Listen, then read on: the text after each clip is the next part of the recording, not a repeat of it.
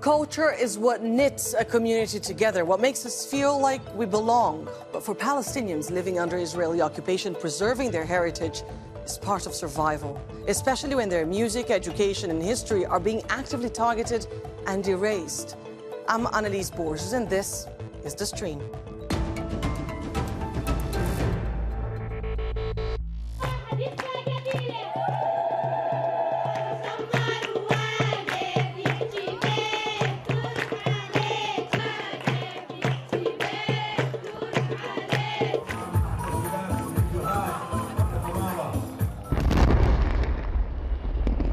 From the destruction of education and cultural institutions to the assassination of poet Refaat Alareer or painter Hiba Zagout, Israel's war is wiping out facets of Palestinian heritage. Today, The Stream looks at what is at stake when centuries-old institutions are bombed and destroyed and what Palestinians are doing to preserve what remains.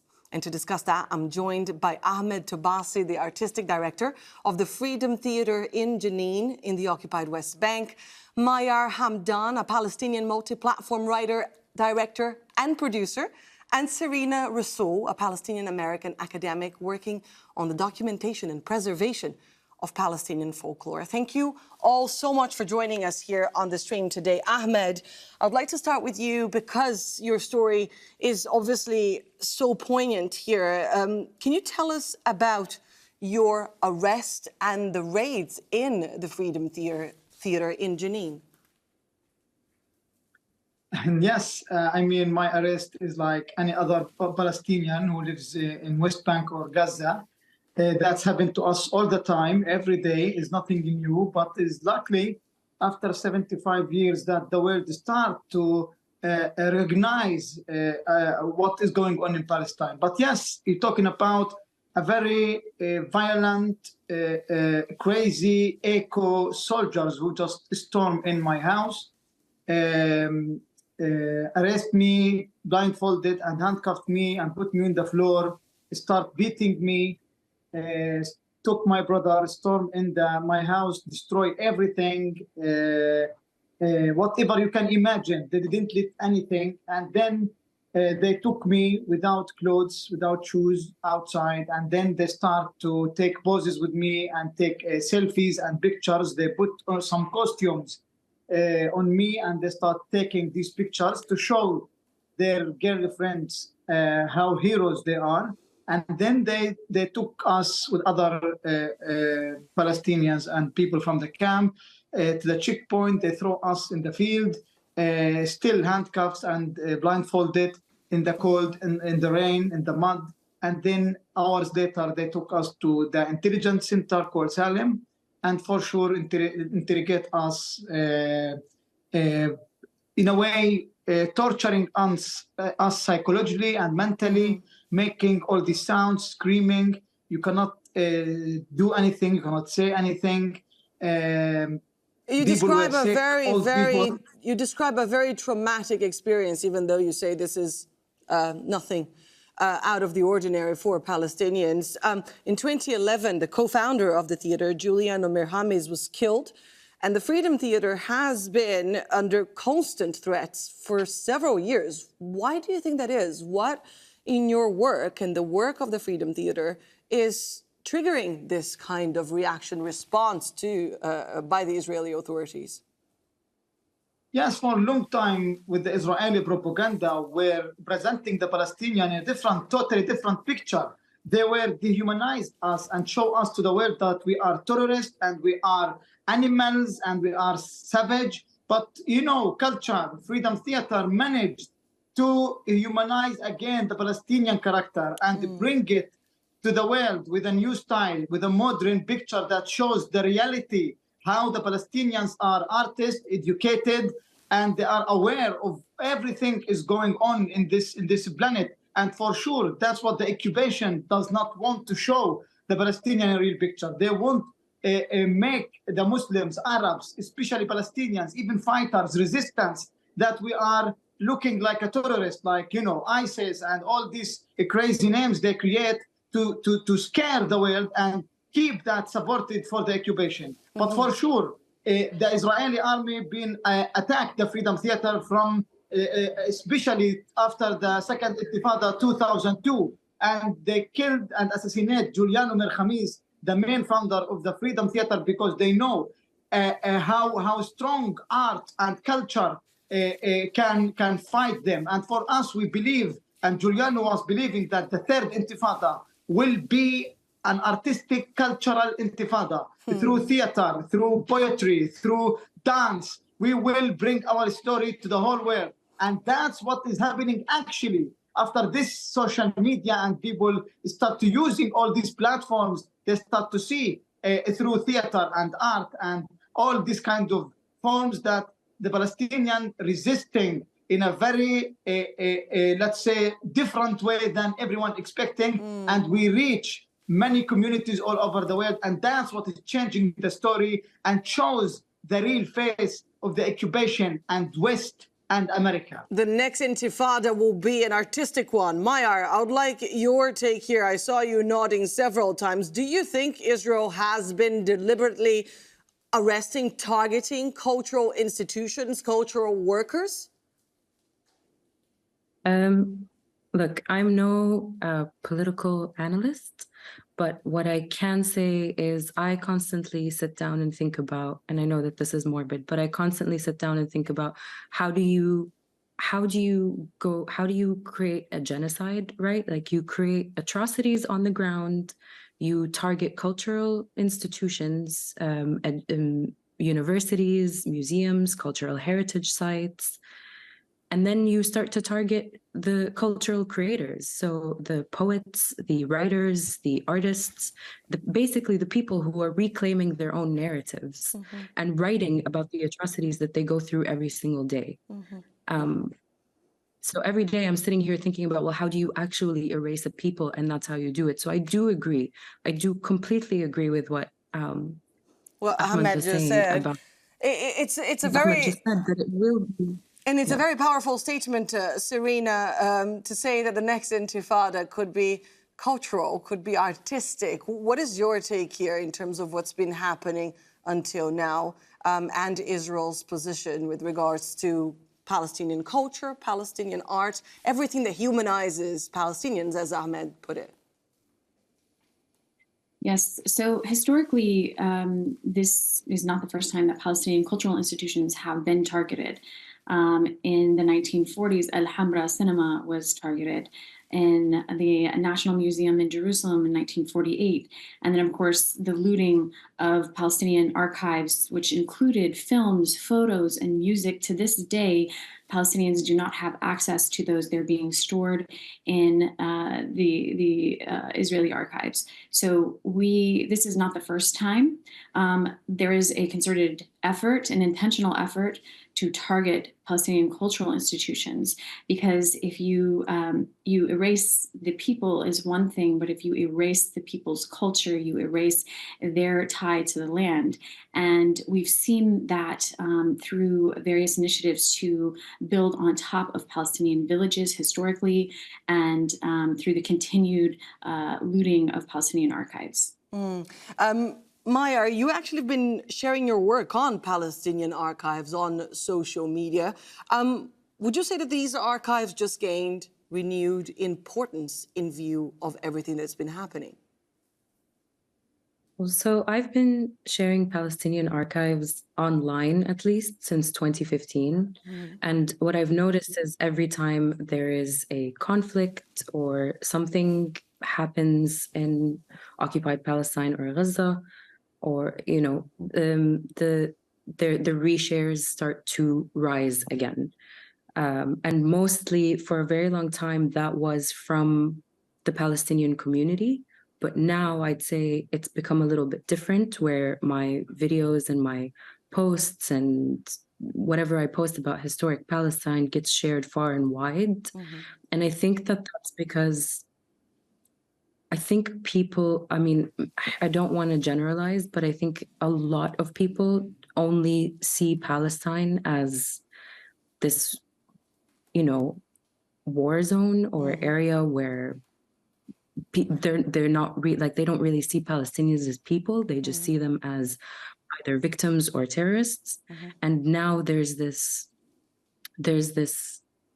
hunger to learn more about what Palestine was like before all of this, or rather what Palestinians are like and what their stories are. And so I have been seeing a general, sharing of my work that I haven't seen quite before. And I think it's great. I think It's it's great. interesting, yeah. Ahmed, I want to go back to the Freedom Theater. Jenin is known to be a center for Palestinian resistance across the West Bank. Where did the idea for the theater come from? It's all about this energy and all this beliefs that resistance, we want to resist. And the idea is about the identity itself. It's about the Israeli occupation are fighting us through everything they can, in any form they could. They steal our tradition, they steal our food, they steal our history, they steal our colors, they steal our dreams.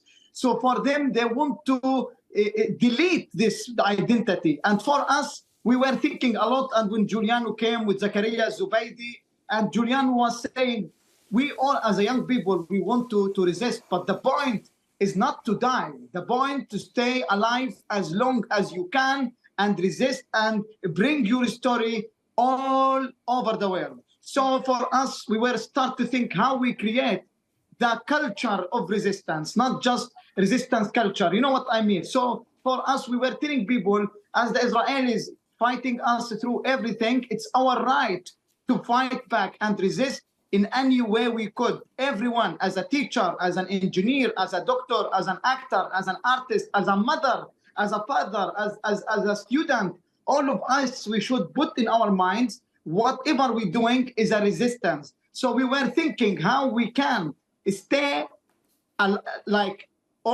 stay alive all we can, and we achieve more people, more communities, the international communities. So for us, we believe that theater and art, it's a language where everyone can understand it, everyone can belong to it. And for us, as Julian was saying too, and Zakaria, the stage is our AK-47. So for us, it's very important to consider any tool we can as a resistance through for this occupation, who, as you see clearly, they're attacking everything. They have no respect, no values. They destroy schools, theaters, universities. It's like, which kind of people we talk about? So I think it's very important as a Palestinians to always looking for a new tools, for a new ways to keep fighting and resisting, because this occupation, this colonization,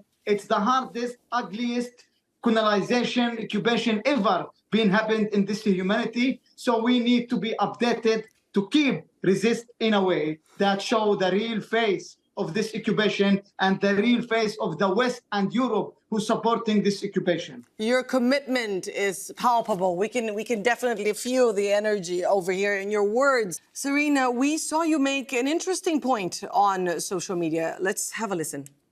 Somebody's going to fight me on this, but I think the most defiant act of resistance is to sing. I know that sounds like some liberal BS, but they cut off their water, electricity, food. They leveled their religious, cultural, and university institutions, and yet they sing. They sing to one another, to God, to the land. They tell the land, you will remember us and we will remember you. And even if they destroy us all, you will still carry us within you. Nothing can stop that. Serena, can I ask you about, because that is precisely what Ahmed was putting before, the power of resisting through art.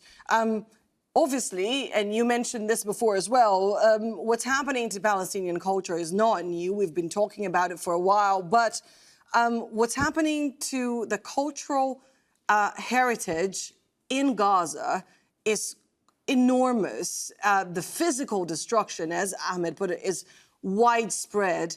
What is going to be the long-term impact of this? There's an African proverb that says when an elder dies, a library burns to the ground. And if we think the number of elders that we have lost throughout this genocide, it's hundreds upon thousands or thousands upon thousands of libraries at this point that have burned to the ground, because we have not only lost these individuals, we have lost their stories. We have lost recipes, their songs. We have lost everything that they knew of 1948, pre-1948 Palestine. There was a woman who was interviewed at the beginning of this genocide. Her name was Hadia Nasser, and she was born in 1944, and she had stories of pre-1948 Palestine, and unfortunately she was lost. She was killed. And I just keep thinking back to the stories that we lost with her. There was an academic who was named Abdul Karim Hashash, who was a folklorist, a prominent folklorist who kept Palestinian folklore and a special rare books collection. Not only did we lose him, but we lost his knowledge. We lost his rare book collection. And so this reverberates throughout society and for generations to come. The one thing that I will say about Palestinians is you can destroy our books and you can level our buildings, but you cannot destroy our spirit. And you can see that through the various songs that have come up throughout this conflict. You have seen people singing, you have seen medical workers, journalists, and children still sing, and they sing songs of joy, not just resistance, but joy and love, because the majority of Palestinian folkloric songs are around joy and love. That's who we are at our core. And so even if everything is destroyed, that oral tradition still remains, and we're going to continue that oral tradition and passing it down to future generations. It's very interesting because you also talk a little bit about the references that Mayar was making earlier about the power of the past and this history. I want to bring you a post that we found on Instagram, basically saying before the age of social media, the victors got to write history, deleting any atrocities they committed and removing any nuance. But now we can post our stories, our videos, and our truth about what's happening in Palestine. We're not just influencers, we're historians. Mayar, do you think that the online space is an important space for this heritage to be kept and to be preserved, or the other way around, because we're also seeing YouTube deleting some content about Palestinian history? So which one is it? Well, the thing about the internet is that while, like, the internet, there's a saying that where people say that the internet is forever. What you post there is in your digital footprint forever. And so I think when I think about that, I think it's really interesting that YouTube and Instagram and TikTok and all of these social media platforms are really adamant on either censoring people or in YouTube's case, deleting 15 years worth of documentation. And we're not even talking about violent documentation here. We're talking about just people documenting their daily lives under occupation. So when you delete that, first of all, when you remove that, I think, what are you trying to do? Which takes me right back to, how do you erase the people, right? You also try to erase them online. But I think what's happening now is there's so many people posting.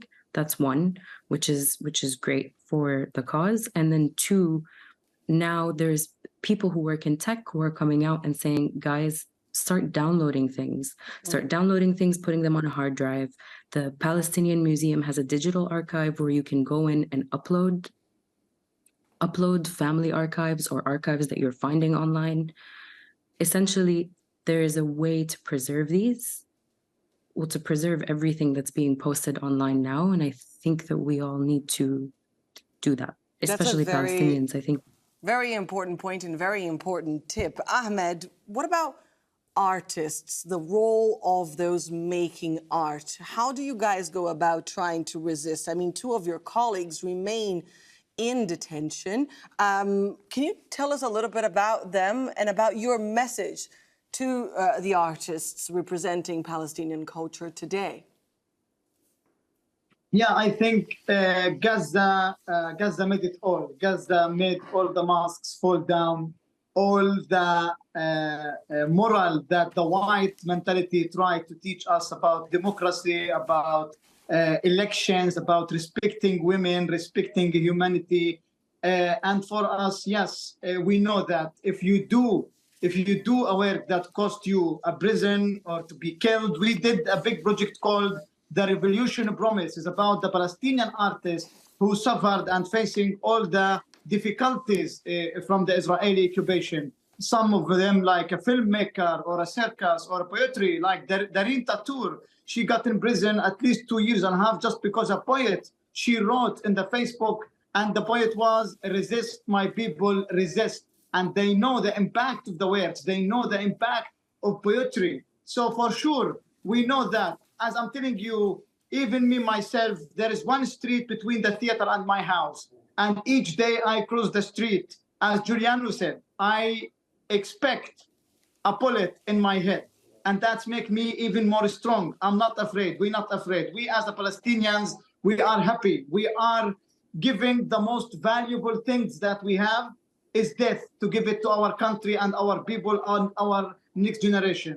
For us, we know that if you resist, if you're doing resistance, that's mean that the occupation don't like it. That's mean exactly you could be killed or you'll be in prison. And that's what makes us, and this is a sign, this is an improve that theater and art can do something. That's why we are in prison. That's why Giuliano get assassinated in front of the theater. My message is to all people, to the all humanity. Palestine, the whole world will not relax, will not stop wars if Palestine will stay in this situation. The only solution for this planet is Palestine get free, the occupation end. That's the only way.